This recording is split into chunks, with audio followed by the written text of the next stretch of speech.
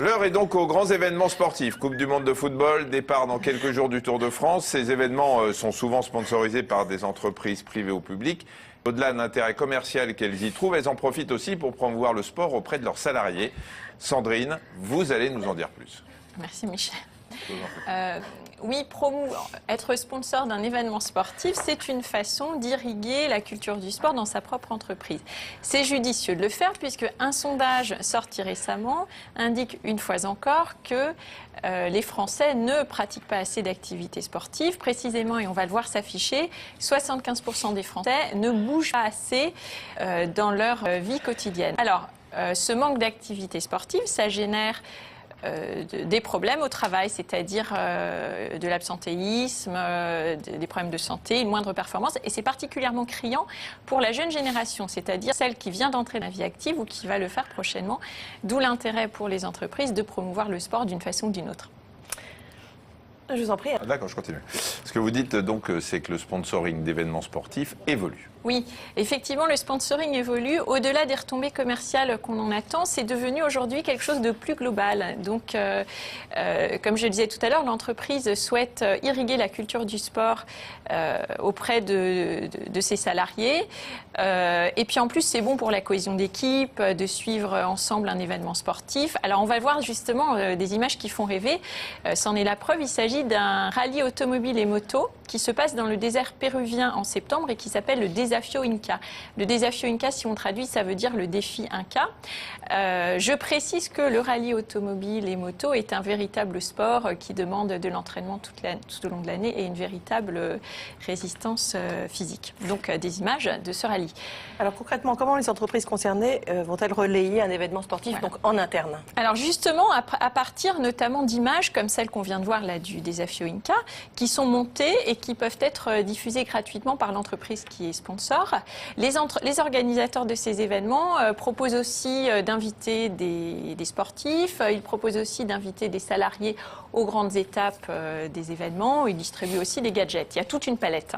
Alors on a l'impression que ça coûte une fortune de sponsoriser des événements sportifs, et notamment oui, quand on pense aux courses de voile, autour du monde, etc. Entre autres. Alors, paradoxalement, aujourd'hui, c'est à la portée de toutes les entreprises, de l'artisan à la grande entreprise internationale. Alors ça, pour deux raisons.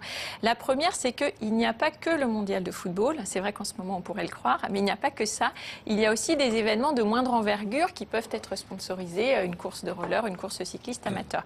Et là, le ticket d'entrée est de quelques centaines d'euros simplement pour que le nom de l'entreprise parrain soit cité dans les supports écrits ou soit cité au moment du démarrage. Et puis la deuxième raison qui fait que ces événements sportifs sont à la portée de toutes les bourses, c'est que justement les organisateurs se sont adaptés à des petits budgets, crise oblige.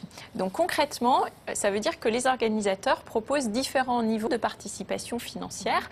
Alors évidemment, la visibilité est proportionnelle à l'engagement financier. Autrement dit, plus on paye, plus on a de retombées commerciales possibles.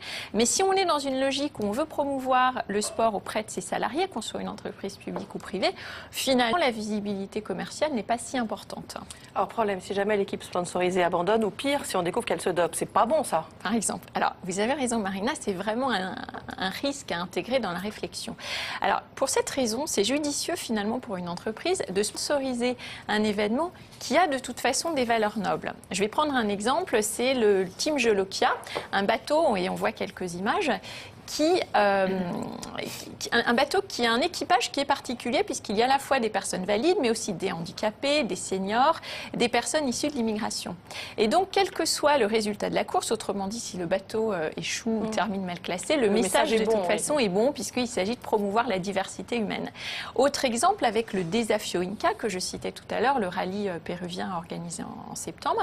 Les organisateurs ont ce qu'on peut qualifier d'attitude développement durable.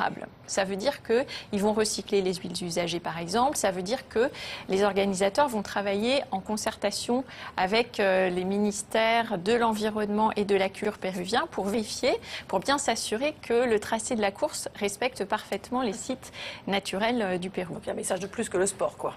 Oui. L'intérêt des entreprises pour le sport, ça augmente ou pas en France ? Alors, on peut dire que c'est quand même relativement nouveau, mais en croissance. Alors, à titre d'information, le Comité national olympique et sportif français a lancé en 2012, donc c'est récent, une opération qui s'appelle Sentez-vous sport. Alors, dans cette opération, il y a notamment une incitation pour les entreprises à faire du sport à leurs salariés. Et ce comité organise en septembre, en même temps que le Desafio Inca, organise les assises du sport en entreprise. Et puis, avec le MEDEF. Et puis ce comité, aussi en partenariat avec le MEDEF, a édité un guide pratique du sport en entreprise qui est téléchargeable gratuitement et on va voir les coordonnées s'afficher. Et j'en profite pour signaler que dans ce guide pratique du sport en entreprise, dans les recommandations, il y a notamment, pas seulement, mais il y a notamment sponsorisé des événements sportifs. Merci beaucoup. À venir, Anna.